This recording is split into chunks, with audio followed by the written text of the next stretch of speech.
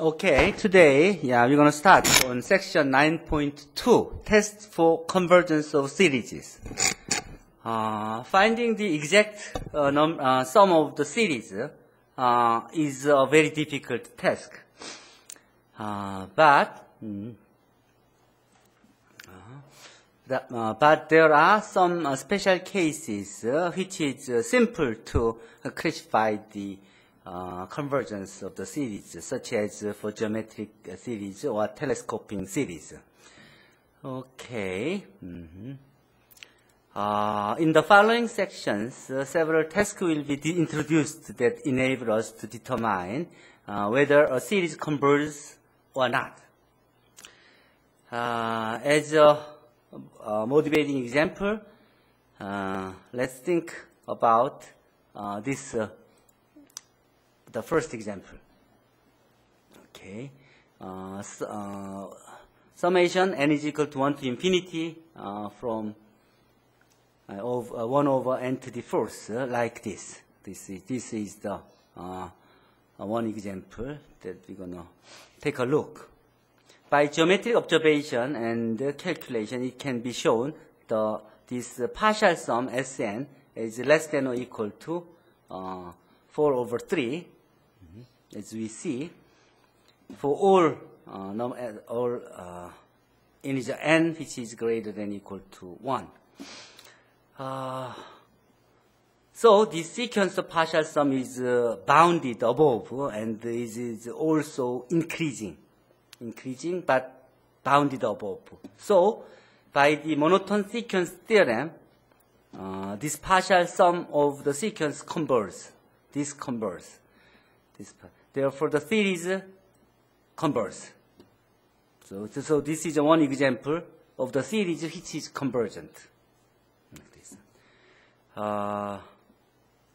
Okay. And this is another example of a series which converges, which diverges. This is another example. As you see, for this series, if the partial sum Sn is always bigger than this integral from 1 to n plus 1, which is this. But as we have seen in the earlier example, this value goes to infinity as n goes to infinity, which means diverges. So this partial sum diverges, which means the whole series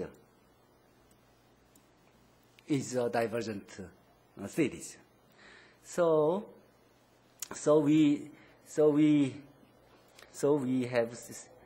in order to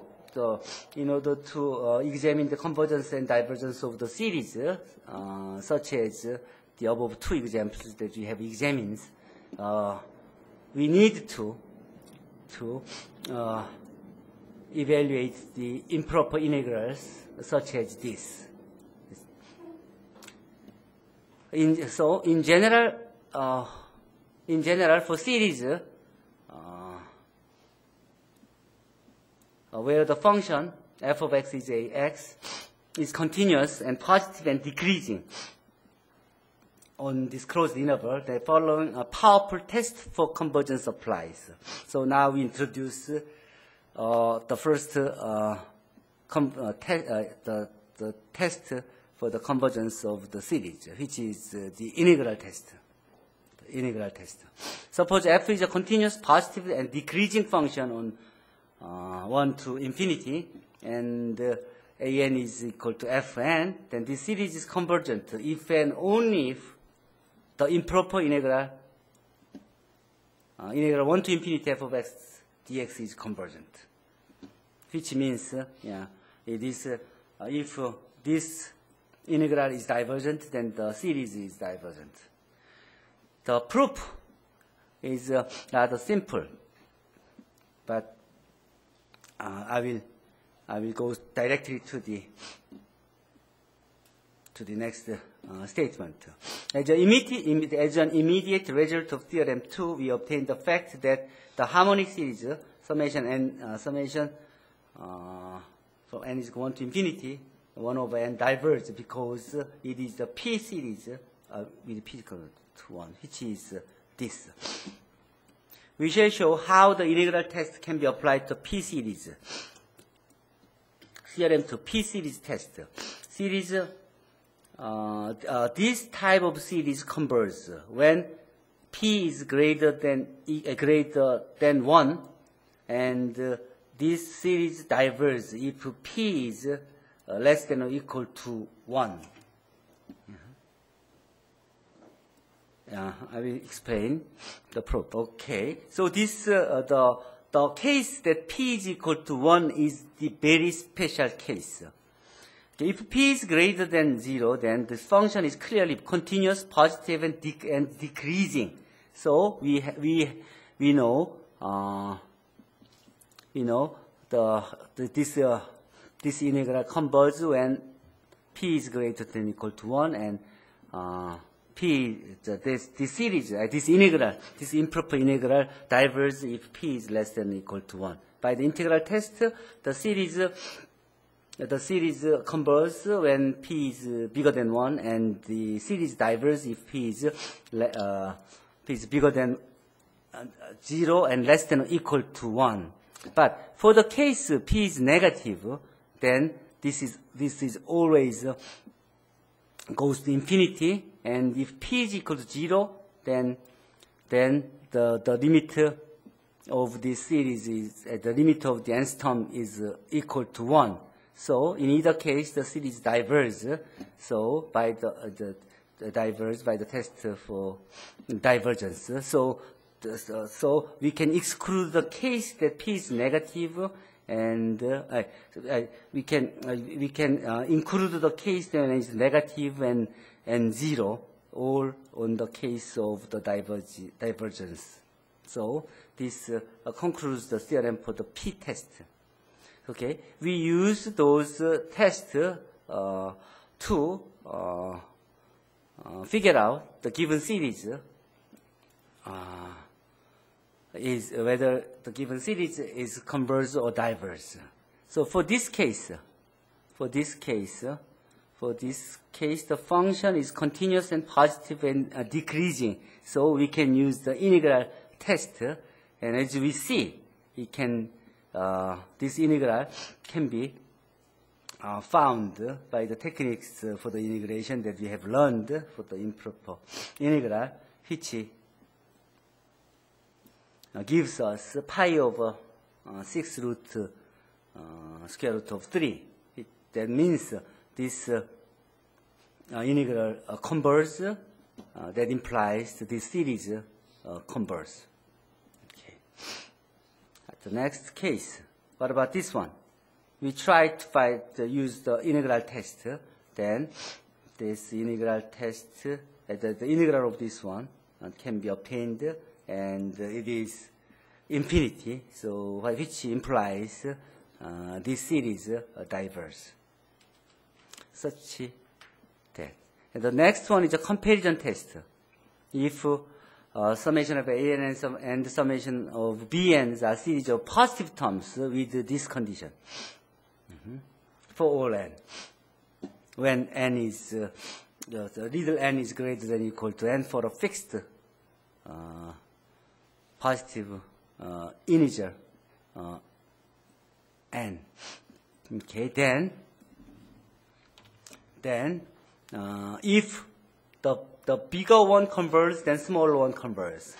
And if the smaller one converges, then the bigger, if the smaller one diverges, then the bigger one diverges. It just doesn't make sense. It's easy to be understood.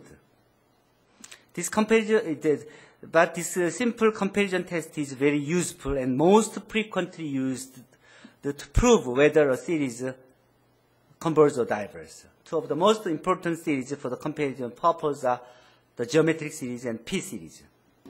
Let's see this one. Test this series for the convergence or divergence. Okay. Okay. So test for series. So in this series, the dominant term is this entity cube in the denominator. So we can we can find the inequality with this term, and we know the summation of these terms converges by the P series test. So we can easily find the series with this term always converges. Same thing on here. Think about the comparison test to figure out the given series is converged or not. And for this log functions, we can expect this log function usually diverge. So we can expect the one which is smaller than the nth term of this one for all n. Then we know by the p test this series diverge. So we can easily expect the given series is a divergent series, something like this. So this comparison test is really very effective for the most of the case. In general, the terms of the given series are larger than the terms of the convergent series, or are smaller than those of divergent series. So the comparison test may not be useful. But in general, there are some cases this comparison test doesn't work well. In that case, the limit comparison test helps. When we have the series, summation an and summation bn, then with the positive terms, then assume the limit an of bn is equal to a number L, which is positive. Then we can say the series an converges if and only if series bn converges. If series an diverges if and only if the series bn diverges. That's what it says here. Okay, so here's the detailed proof of this theorem of the limit comparison test. So, use this limit comparison test, we determine the given series, whether the given series is convergent or diverse for this case. Okay, so the nth term behaves approximately like this 3 over n square, and so we can compare this term with this 3 over n square. Then we can think the limit n goes to infinity and an over bn. Then we can easily find the limit is equal to 1 from the above choice of this bn term. But we know the series of bn converges. What that means is the series of an also converges. Okay, so limit comparison test does work for those cases well. And for the next example, and indicate here the root there. So we can choose the bn term as 1 over n, because in the given series, the nth term has the most dominant factor is in the square root of n square here. So we can compare with the bn term, which is 1 over n. Then we can try to use the limit comparison test, which gives us the one here. By the limit comparison test, we know the series with the nth term 1 over n diverges. So the given series is also a divergent series. And test the convergence or divergence of the series on this one. So for this case, it's we can use the some of the previous technique, but I may show you.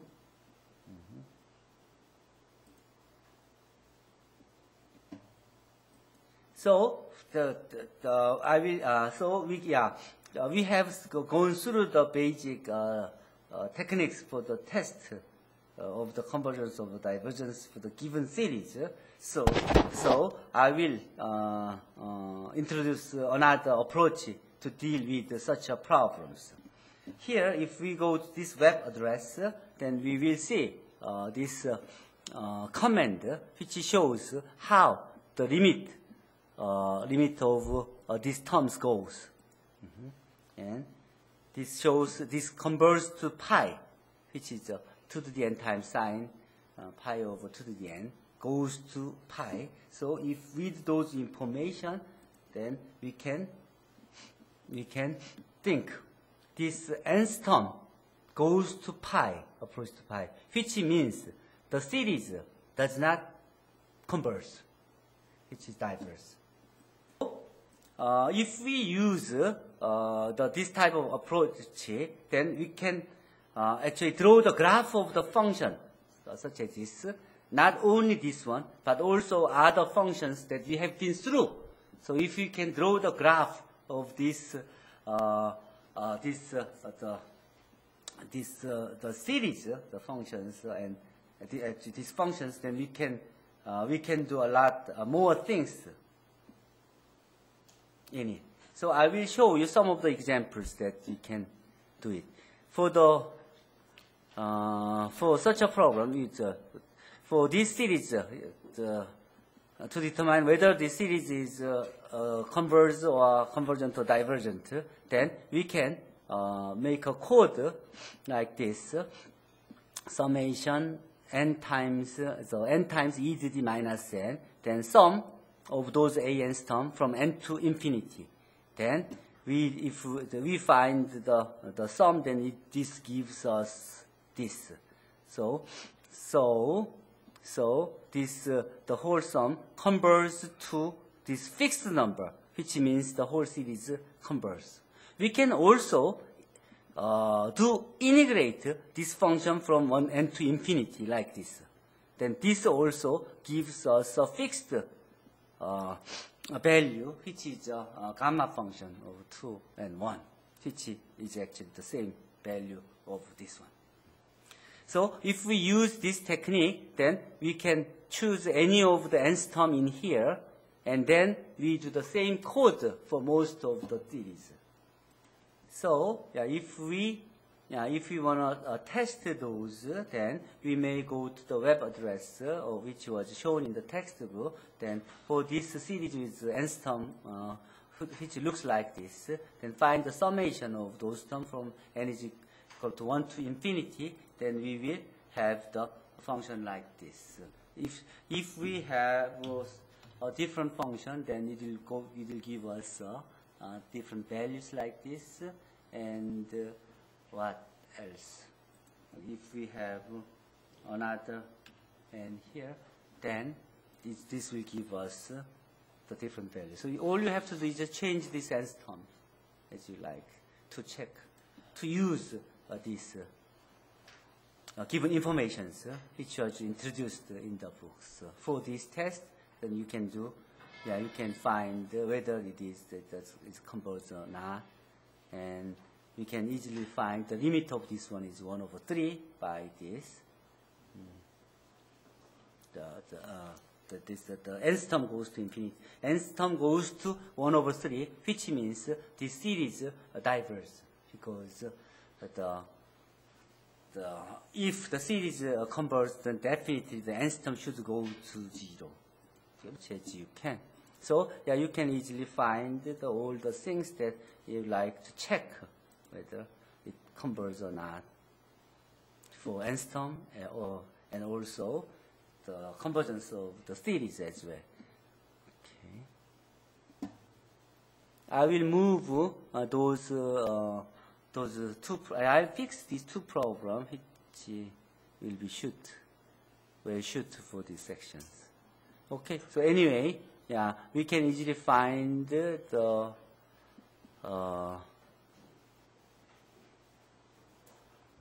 in this case, we checked the limit of these terms. So, yeah, I will move this problem to the other section. Okay. Anyway, yeah, this will conclude the section 9.2. So, do you have any questions for the